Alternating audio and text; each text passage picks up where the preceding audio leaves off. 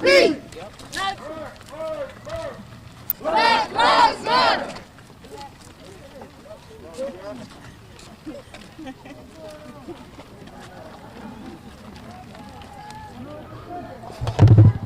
No peace. No peace. No peace. No justice. No peace.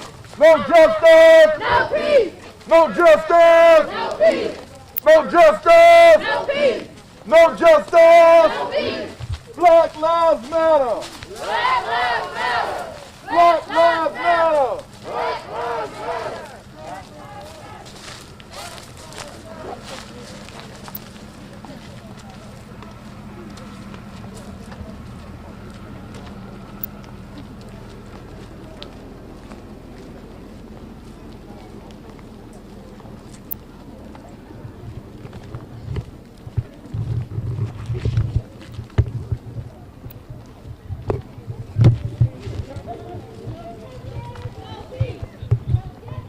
No peace. No peace. No peace. No justice. No peace. No justice. No peace. No justice. No peace. No justice. No peace.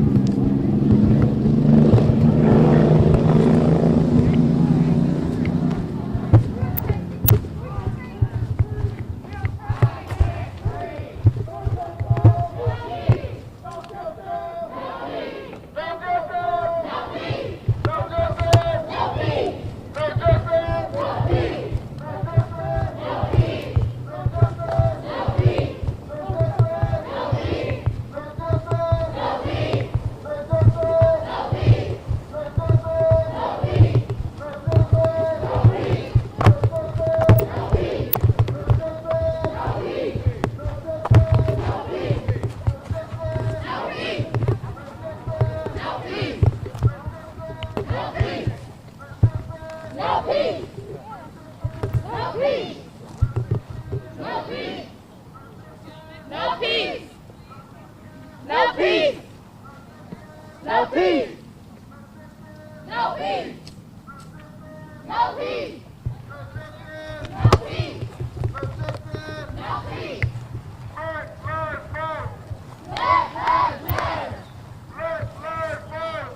Black lives matter. Black lives matter.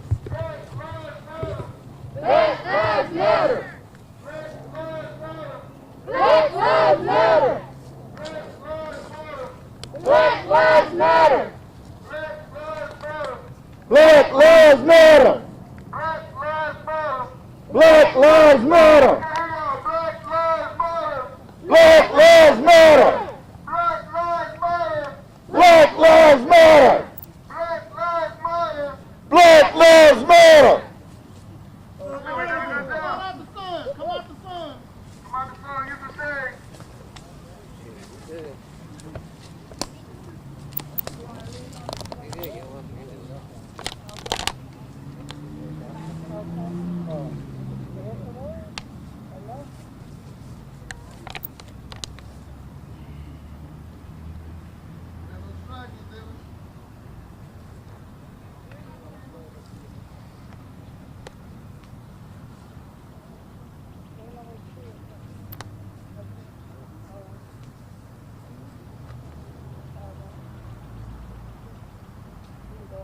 I want to introduce everybody to Pastor Thames.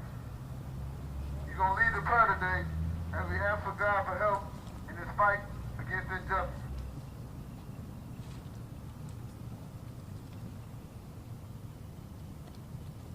Let us pray.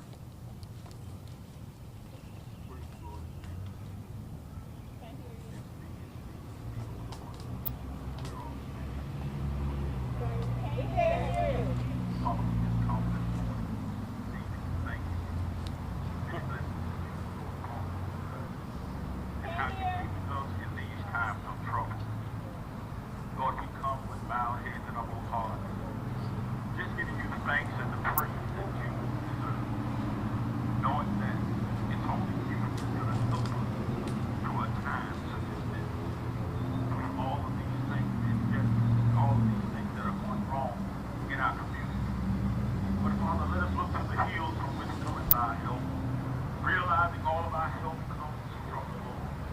Father, we're trusting in you, Lord God. We know that where there is no way, Father, you can make a way.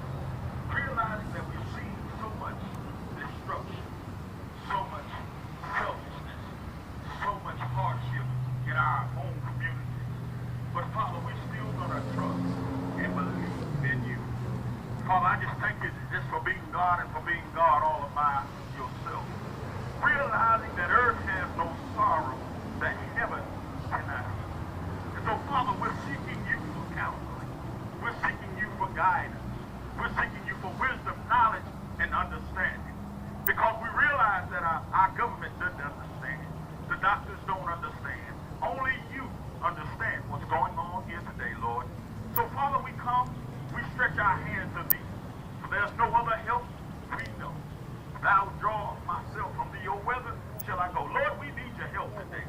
We need your wisdom today. We need your understanding today. But most of all, Father, we need that peace that surpasses all understanding. That's right. We know that if we just acknowledge you and turn from our ways, and if we pray and hear from heaven, Father, we know that you will heal the land. So, Father, we come right now, Lord God, turn this thing over to you. Let you use us, amen, as a vessel, Lord God, to help our community, to help our people. Lord, we even pray for the police officers, Lord, because they need a touch as well, Lord God. We realize that all officers are not bad. We realize that there's some good people who wear that uniform. So, Father, we give you the praise. We give you the honor. We give you the glory, for you're worthy of the praise. Now, Father, help us to come to a solid ground. Help us to come to understand one another, understand our differences, understand our ways. And Father, we know, Lord God, that you'll work it out for our good. So we just give you the honor,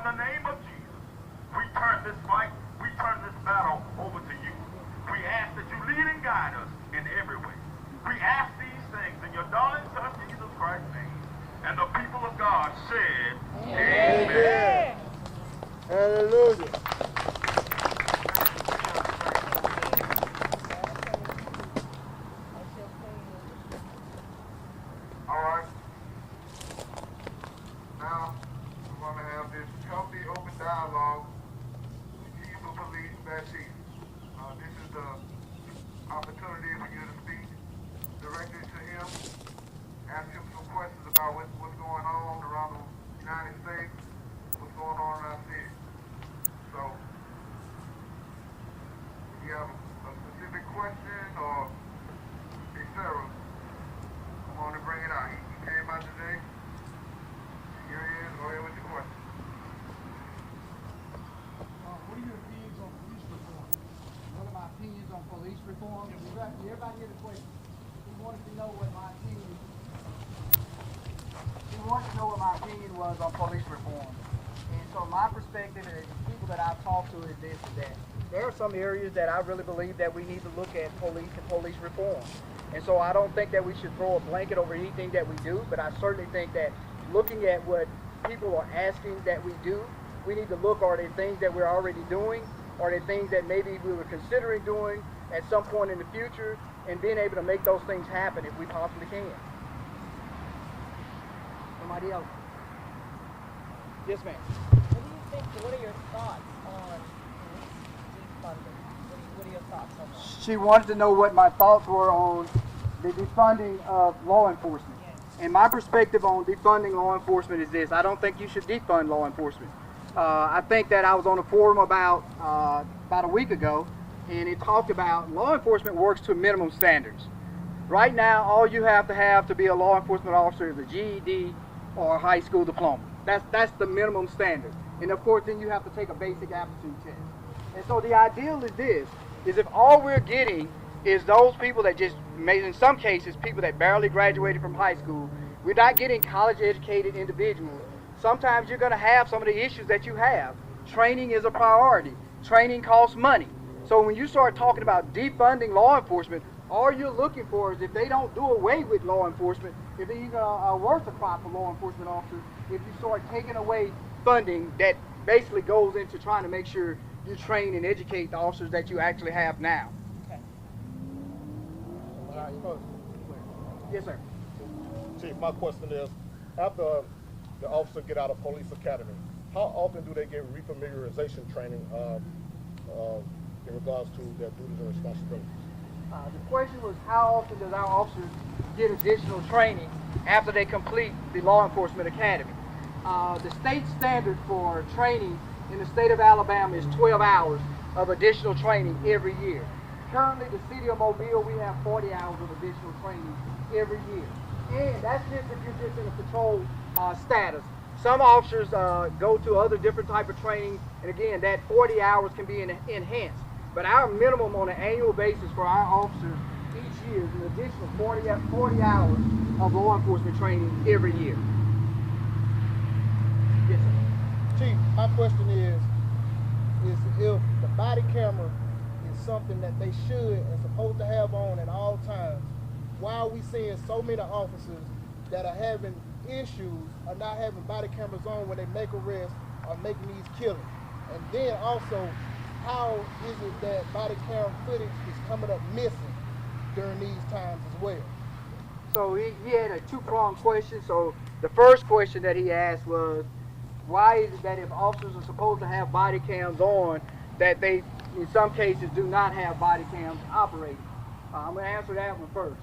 So in many cases, when you're talking about body cams, in particular when body cam first came out here in the city of Mobile, we were dealing with technology. And the technology said that if an officer engaged in a chase and he turned on his blue lights and his sirens, his body cam was supposed to automatically come on. It's technology, people. So when you deal with technology, it doesn't always work. And so there were instances when officers failed to turn on their body cams. It wasn't because they were trying to hide something. It's simply because the technology did not work the way it was supposed to. As we came to the determination that we were having those kind of issues, we revised our policy. We revised our policy to the point that not only do you depend on the fact that the technology should work, but you should look down and see, is your camera actually on? And so we were able to make some major strides when we did that. When we have an incident where an officer may not have turned on his body cam, we go back and we don't look at just that one incident. We look at multiple incidents where this guy his body cam should have been operating, and is there a pattern of his body cam not functioning? Because that tells the story whether or not you got an officer that's intentionally turning on and off his body cam, or was it clearly an accident. You know, you could be starting to deal with a situation and something can happen in front of your eyes, and you just totally forget that I need to look down and turn on the body cam. So we look for patterns of behavior when we're looking at body cams. Now the second part of your question, if you kind of go back so I can get that one. The second part of the question is, how is the camera footage getting lost during these times? So I can't speak to other agencies, but I don't know that I've had a case in Mobile where our footage has gotten lost. We may say we may not have had body cams, but I can't think of an incident where it's been lost. And then for me, because I can't speak to that about my agency, I can't speak to other agencies' policies and what are they doing to address that type of behavior. I'm gonna get your question. Let me take a swallow of water.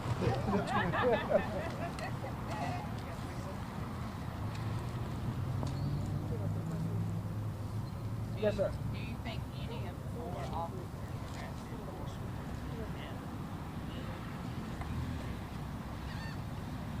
Based on what his question was, that I think any of the four officers that were arrested for the death of George Floyd should be convicted, and will or should be convicted. And so from my perspective, based on what I saw, because I still don't have all the facts of that case, but if I'm operating with the facts that I have before me right now, yes, I do think at a minimum one of them should be convicted for the offense. Now that's with the limited knowledge that I have right now. All I have is the same video that most of you guys have seen. But I often tell people this, that God gave us multiple senses. He gave us a sense of sight, touch, smell, hearing. All right, so you have to import all of those things when you're looking at different situations, because if you don't know the whole story, you can't make the right decision. So it's important that you know the whole story. And so again, operating with the information that I have, and I think the information that you have from seeing the video, it would be my position that at a minimum, one of them should be prosecuted and convicted. That's a question for the people. That's not a question for me, because he's going to have a jury trial at some point. So that's not a question for me as a chief to answer. That's a question for the people. Will people stand up and do what's right? Not will Chief Baptiste stand up and do what's right in that particular situation. Yes, ma'am. My question is, what actions do we need to take to demand for police to have more training before they get the job as a cop in the United States? So I can't speak for anybody else, any other agency. I can only speak for MPD. And that's why I think that when the question came up about police reform, is that the ideal is this. If we set some minimum standards that are a national standard, then I think that that'll help answer some of the questions that you have right now. You know, Mobile is the largest department south of Montgomery in this region. That's over towards, if you go to Gulfport in Mississippi, if you go maybe just over to Pensacola, Florida, we're the largest department in this region. And so our training standards are going to most likely be higher than most agencies because they just don't have the resources to do it. There are a lot of departments that have departments that they have a chief and maybe 3 other people, or they have a chief and maybe 9 other people assigned to them. And so if you set some national standards, some national guidelines by way of reform, I think you address some of those issues that we're talking about now in relationship to reform and meeting those training standards that you're talking about. Yes. Okay, I know everybody's questions about training, and mine kind of is too.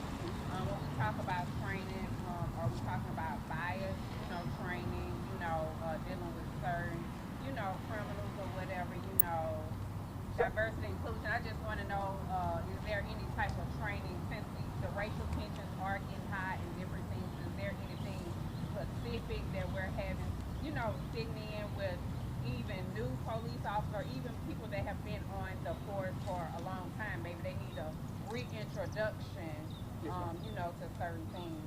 I might paraphrase your question. Okay. She wants to know, are we doing things to address potentially de-escalation, dealing with adolescents, dealing with mental health, maybe help us not have incidents involving people that may be adolescent or have mental health issues, and we take aggressive action with them from a law enforcement perspective. And so the answer to that is yes. MPD does de-escalation training, mental health training on a regular basis. All of our recruits currently, we're working with Dr. Mahari out at USA Department of Psychology.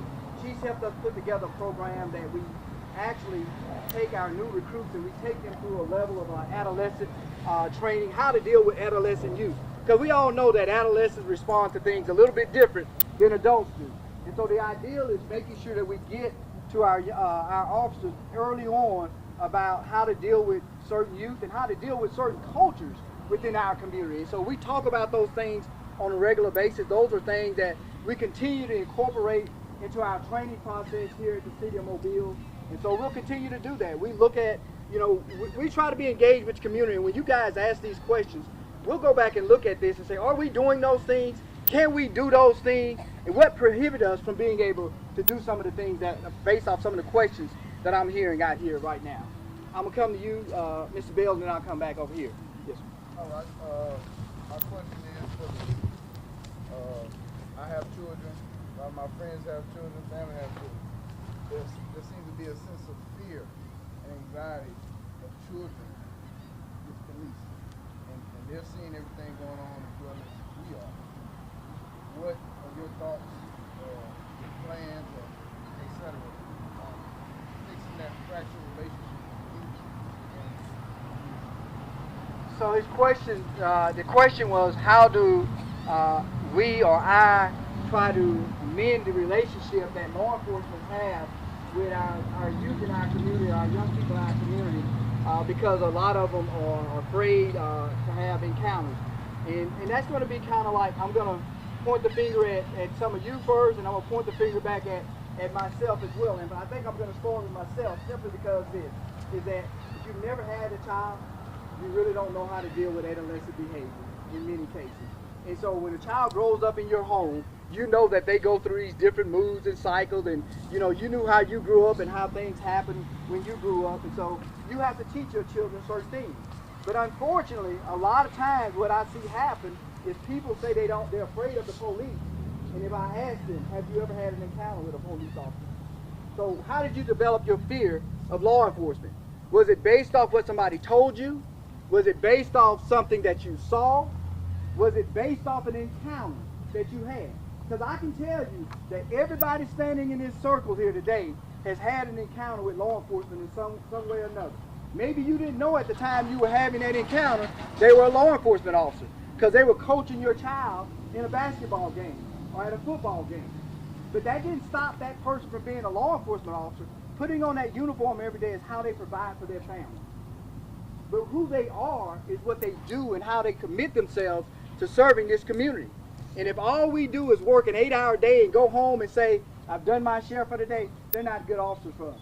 I can guarantee you that over 99% of the officers that work for MPD, they're vested in this community. Their children grow up and go to schools here in this community. I coach Little League football, baseball. So people knew me from those things, not necessarily from my law enforcement career. And so the ideal is, how do we teach our young people that they can have positive relationship with law enforcement without always seeing them in the grocery store and say, if you don't act right, I'm going to tell that police officer to take you. Now that instills fear in a child's mind. And so when they have an encounter with law enforcement, it's most likely going to be a negative one because somebody's already planted the seed that you need to be afraid of that officer. So we all have a part in that. Law enforcement plays a part in it. Everybody that's here today plays a part in it. And again, we have accepted that we have certainly done some things over the years of this profession that cause us people to have questions about who we are. We've earned that on our own. But I can also say this, in my 30 years of doing this job, I've constantly seen them working to try to move it to the next level so that we don't keep getting called out on the carpet for the same thing. So individuals may be, but the profession as a whole, I think, is trying to move in a direction where we don't have that. I'm going to come over here because I told her, then I'll come back to you, okay? I heard earlier that cops in Mobile have to take 40 hours of additional training each year. So how many training hours do they have to take to be a cop in Mobile currently? Our officers currently go through a 20-week training program, which is 4 months, and then they do an additional 3 months of riding with an officer once they get out there in the field. And so for 40 hours, 40 hour week. a minimum 40-hour week. It could be a little bit more, but a minimum 40 hours per week over 20 weeks, over 28 period. And then an additional 3-week training, FTO training out in the field. I think it's about 582 hours total that our guys are going through right now. It might be a little bit more, a little bit less. Don't quote me on the exact number. All right?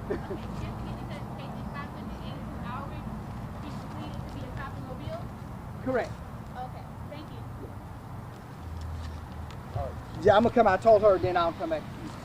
So I know earlier you were saying you were in collaboration with the USA Psychology Department, correct? Right. So what about, talking of adolescents, what about people who have a mental disorder, well, a mental illness, or let's say someone on the autism spectrum who doesn't necessarily understand social cues? Is that going to be incorporated in the training? Yes, ma'am. I mean, as we deal with different things, I mean, every year in law enforcement, and like in other professions, every year something becomes the lead subject matter that you need to be looking at that year. And so every year we kind of look at what's out there and where do we need to focus our training for our officers in that particular year. You know, we don't have the luxury of being able to take an officer and send him or her or a bunch of officers to a 40-hour class every year for the new subject matters that pop up. So the ideal is when new issues come up that we believe they're going to be the mainstream issues that we need to focus on or address, we try to make sure that we get that some type of level of training in that area for our officers during that calendar year. Thank you. Yes, ma'am.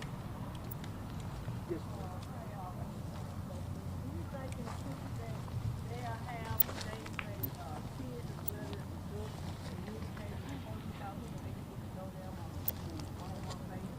So let me say this. Right. So I encourage, her question was, do I think there'll ever be a day where the officers and the kids will get an opportunity to have a day where they get to know each other and have interaction with one another? And so we do a lot of that. We do a program called Bridging the Gap, and every year, every high school in Mobile County brings a group of students to the Mobile Metro Range. And we spend about 4 to 5 hours interacting with those youth while they're at the range on that particular day. We teach them about having positive interactions with law enforcement. We teach them about how to file a complaint if they feel like they have not been properly served by a law enforcement officer, whether it's the officer's demeaning, whether they believe it was forced, whether they believe it was, we put them in jail for the wrong reason. Any of those reasons, they can ask those questions on that day that they're out there with the officers. And the intent is to, one, show them that we want you to ask questions. We also want them to understand this, is that, you see a lot of people talking about, well, they filming us or they doing this. All of our officers, again, that are in patrol wear body cams. And we tell people this, is that there's nothing wrong with you filming an encounter with law enforcement. What I tell people is that we need to be careful when we're dealing and filming these encounters, because you're actually creating a distraction to the officer being able to do his job, in particular if you're over his shoulders while he or she are trying to effect an arrest or something like that.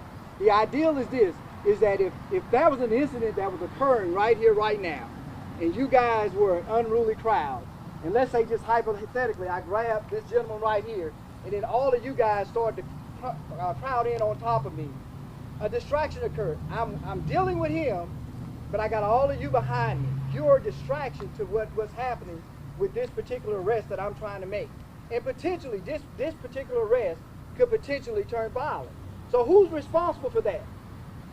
Me, because I'm the officer? Him? Or all of us standing here? So nobody's ever thought about it from that perspective. Because the ideal is this, is that when we're dealing with a particular situation, if I'm wrong as an officer with all of you around and y'all filming it, how many witnesses do we have to the incident? That many. But when you guys start to encroach on me trying to effect my arrest, I'm worried about what you might do to hurt me. I'm trying to control him at the same time. And again, potentially, it could turn deadly. The ideal is this, is that he gets to tell his story and you guys get to be witnesses. you guys get to be witnesses. And so we get to address the officer behavior, and we get to take action against the officer if he was wrong. But if you guys encroach on the officer, you create a whole different narrative behind it, and now we're arguing and debating about what actually took place. Why do we have to have an argument when we can sit down and talk about what the facts really are? So let's don't argue, let's talk so that we can hear each other. Because when we're arguing, nobody hears nobody. We're just saying what we want to say, and it's bouncing off, or it's getting to my earlobe and it's bouncing off, and likewise with you. I think somebody over here had a question. I'm going to come back over there. Yes, ma'am. Okay, so I get your point of view on like how you just explained that, but me looking at the situation, a lot of the times the people that are the ones recording are not crowding around the officers. So to me, if you guys feel like that is a distraction, why would you not put that as a part of your training to learn how to, I mean, you know what I'm saying? Like everybody on a daily job has to learn how to not deal with distraction, or to learn how to deal with distraction to do their job. So why should, just because the officer is distracted about people recording him, should that situation turn deadly? I don't understand that. So I'm going to go back and address that for you. The way this, what you asked about, why don't we train? The fact that we train on it is the reason why we've had incidents occur like that. And students that have gone to the class, they have stayed back and recorded from a safe distance. And so that was never a problem. That was never any distraction issue to come up because people were taught. The ideal is I'm teaching you about something that helps everybody, not just the officer. So the ideal is this: when we know better, we should do better.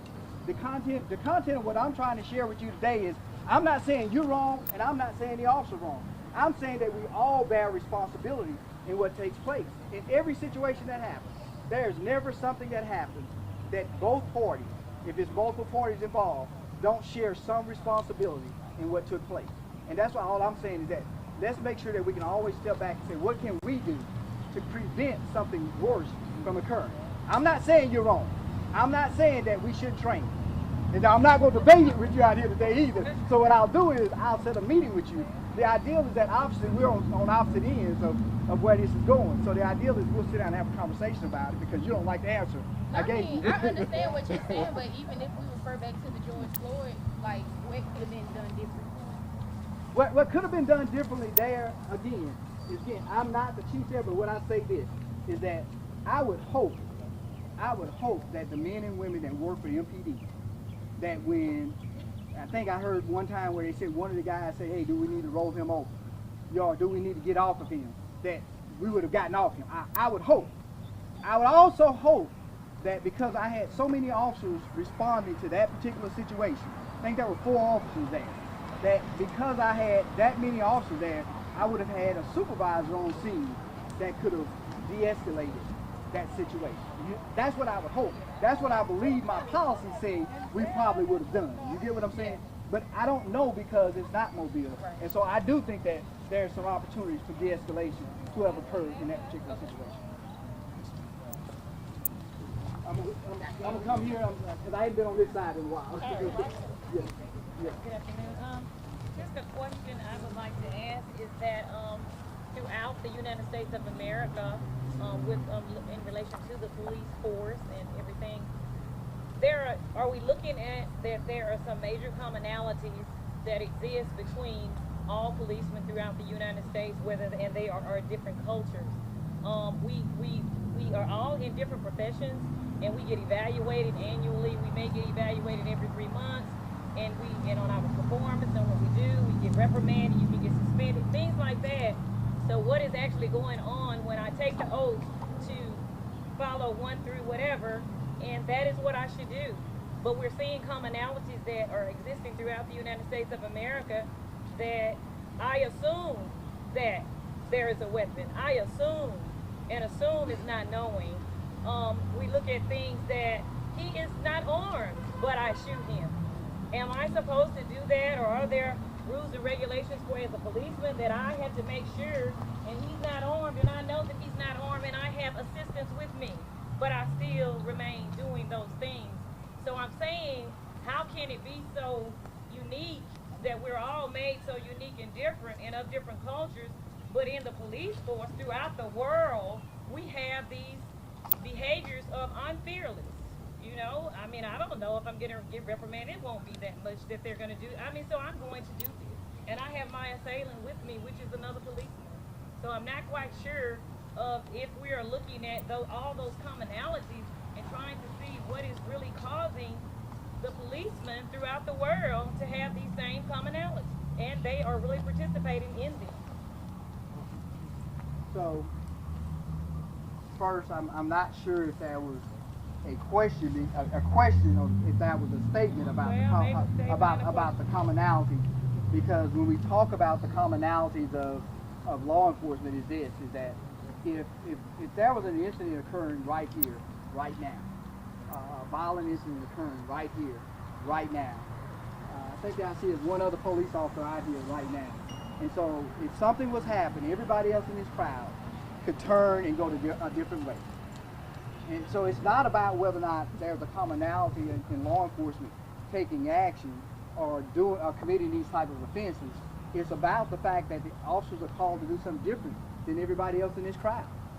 Everybody in this crowd, again, I said, if there was a violent encounter occurring right here, could turn and go the other way. I'm not afforded the same luxury because I wear a uniform. As again, there's one other officer in the crowd here. I'm not afforded the same luxury. I have a duty to respond. As a matter of fact, the other 3 officers that were charged in the George Floyd case was charged because of their duty to respond and not stop choppers. That's why they were charged. Nobody else in here, even those that were video recording what took place, were charged. And so the ideal is this: the law does apply to a sworn officer a little bit. It's interpreted a little bit different for a sworn law enforcement officer.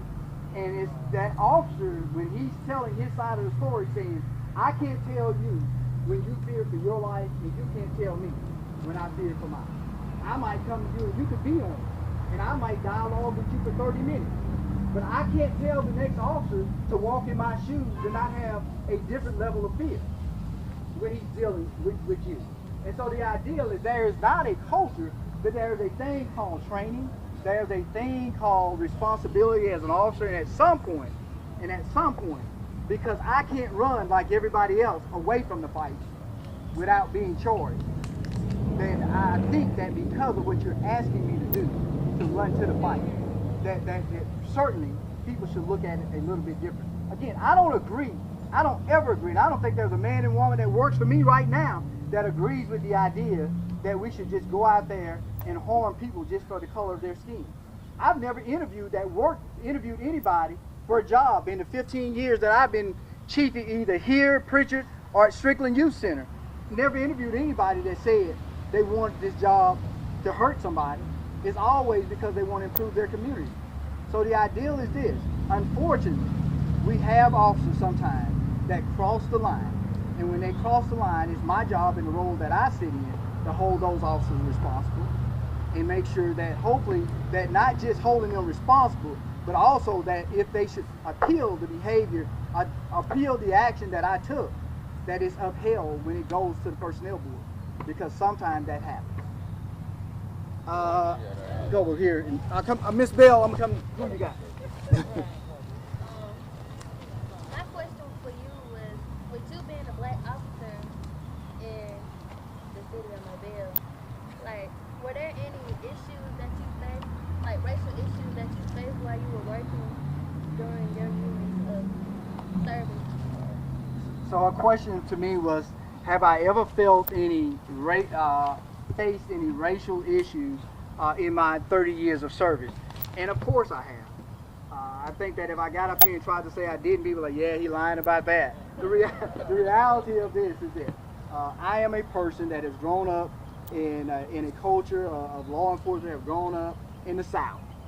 I've spent all of my years here, with the exception of 10 out of the 56 years I've been alive. And so the ideal is this: I understand what racism is. I understand what racism looks like.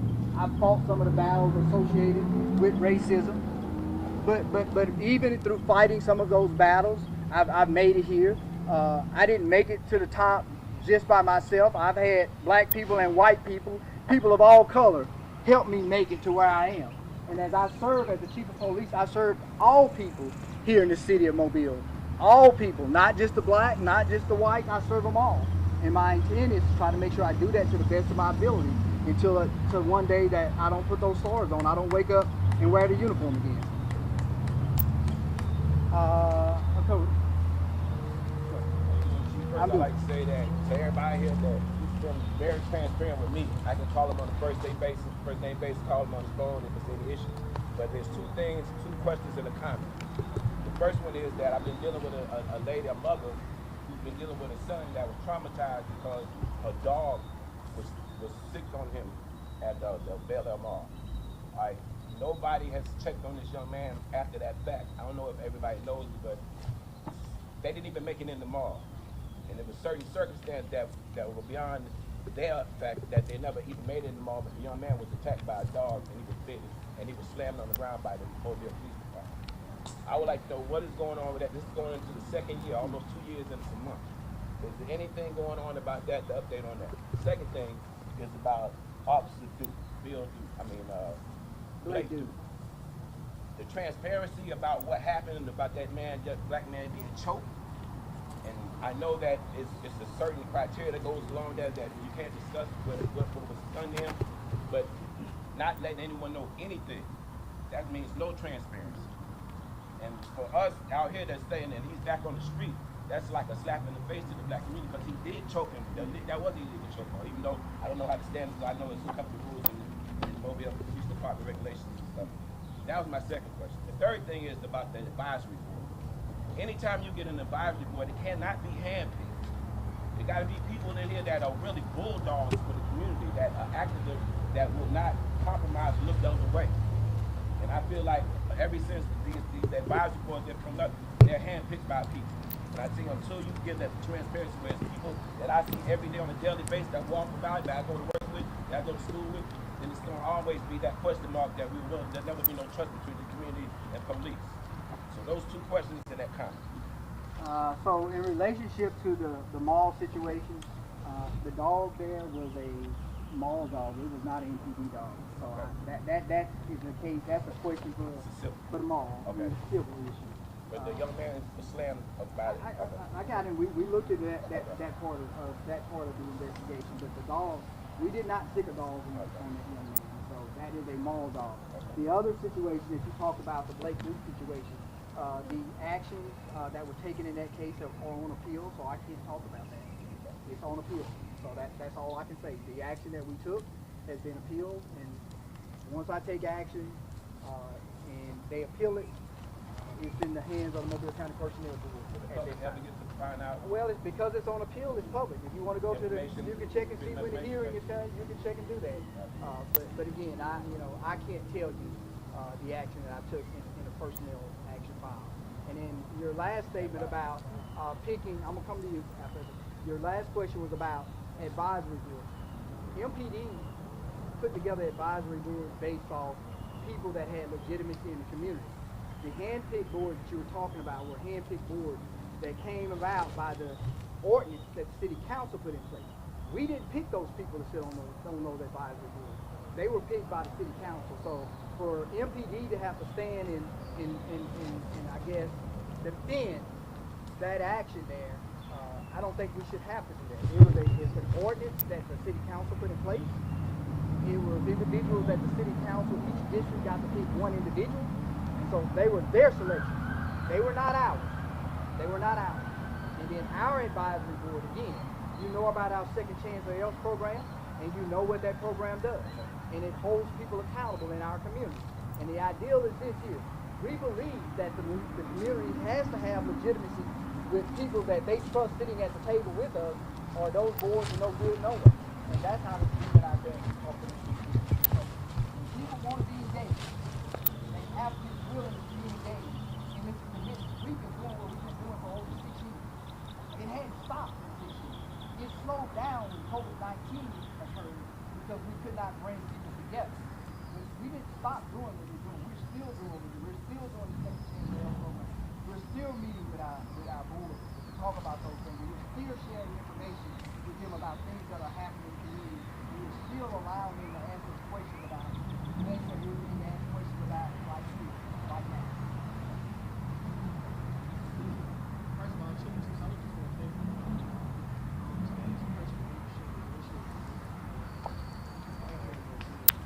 we do appreciate you coming out.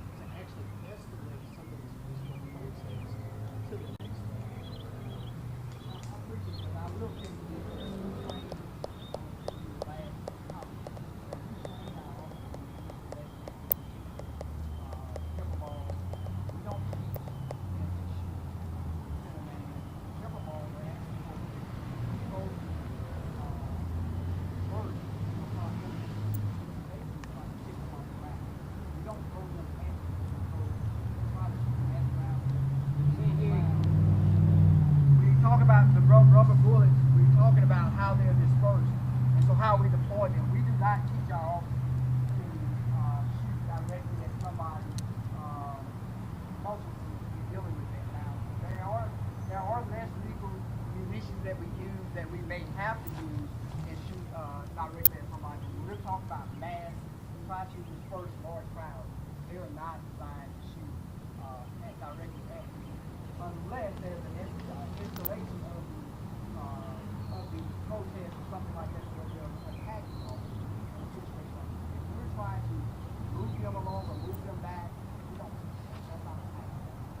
And so again, as we look at what we see happening around the country, first of all, we have to not assume that every police department or every neighborhood or using the same tactics.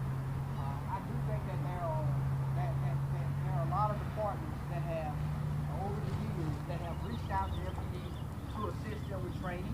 I am proud of the fact that people are reaching out to us, and we're trying to stay current with what the best practices happen to be by way of training. And so the goal is not be satisfied with where we are, continue to try to move forward and advance forward.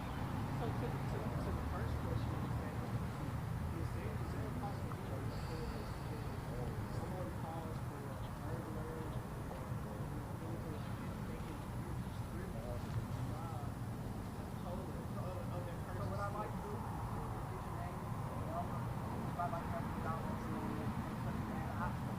me, it seems like a marketing. Somebody say black. I get what you're saying. And they look at my brother here. I'm actually agreeing with you. How do I do that? I'm trying to agree with you, but I need more information to process how do we implement something like that. Okay? It's not just wake up in the bar and say, from now you need to say whether it's a light-skinned black guy or a dark-skinned black guy, because that's not policy. That is, you do what you want to do. Develop policy around those things there. So if you and I can sit down and have some dialogue around the subject matter, and I can put my guys that are in charge of planning and training to do, is there a policy that is this like that, or do we have to write it ourselves? So the ideal is, I don't come out here today and you give me an idea and say, tomorrow, we're going to do it. No, please. So do you believe racial profiling exists in the police force? And if so, what do you do to decrease those instances where racial profiling does exist? So I believe that there was a time when racial profiling was something that happened, and it happened quite a bit. And I think that as we move forward again as an agency and as a profession, we've tried to put things in place to help us identify when we see incidents of what looks like racial profiling. Let's say hypothetically that if you lived in if I put a guy in an all-white neighborhood and everybody he pulls over is black. Well, he's in an all-white neighborhood. Why is the only person he's pulling over is black? How do I know that? Because I'm looking at his days every day. I'm looking at how many tickets he or she may be writing each day. So there's a mechanism for us to be able to look at those things and say early on, why is it that you're only pulling over black people? And so the ideal is, when we see those things occurring, or when we get complaints from people saying this white officer or this black officer pulled me over this many times, or he's always behind me, the city of Mobile has the ability to what we call ADL. We can tell where an officer's car has been at, who he pulled over, where he was stopped at. So we can look at those things, even if the officer says, I did. So we can look at those things, but we have to have, if we get nothing else from the net, if you had a negative encounter with an officer, and you made a report, then you're going to problem. Because I always hear people say, I'm afraid to report them because there's going to be fear, they're going to be retaliated. And in my 30 years, I've never seen one case an officer retaliated simply because he made himself more guilty if he goes to retaliate after I conducted an investigation. So if you have ever had a negative encounter and you didn't report it, and you reported a problem, that's how we weed out bad officers. People have to get out of the speak up and say something like this. I can't get a complaint without a complaint. One question on the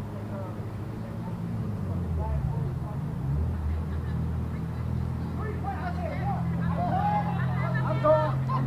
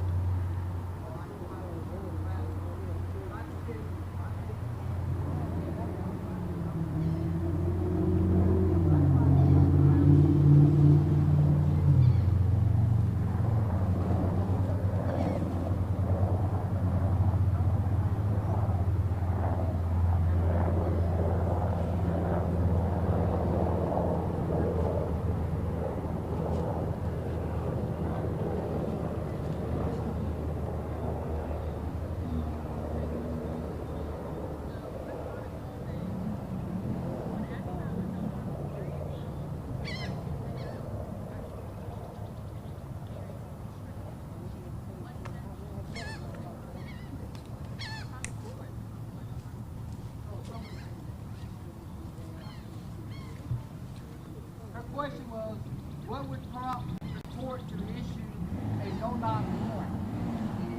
So my answer to the question would be this, is that if you really don't want a no-knock warrant, probably would be murder suspect or something like that, got information that maybe there's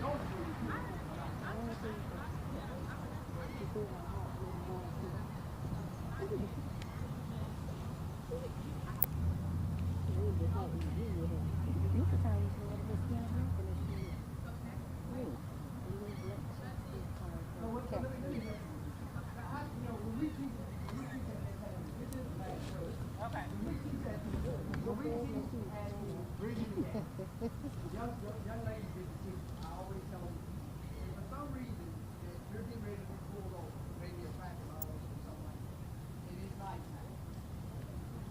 When an officer gets ready to pull you over, he gets to ask some more questions. That's it. My question back, my question though. It's just a I know. When you get ready to get pulled over at night, if you're uncomfortable pulling over into a dark area, I encourage you to do it. What most young people do is they pick up the phone. Mama, the police finna pull me over. Now mama get dressed. Mama get dressed trying to get to where she don't pull you over at. And the situation has already gotten worse. Call 911. Say there's an officer getting ready to pull me over. They can tell you if there's an officer about to pull you over. Because that officer should have called in. His tag on, he should have called in where he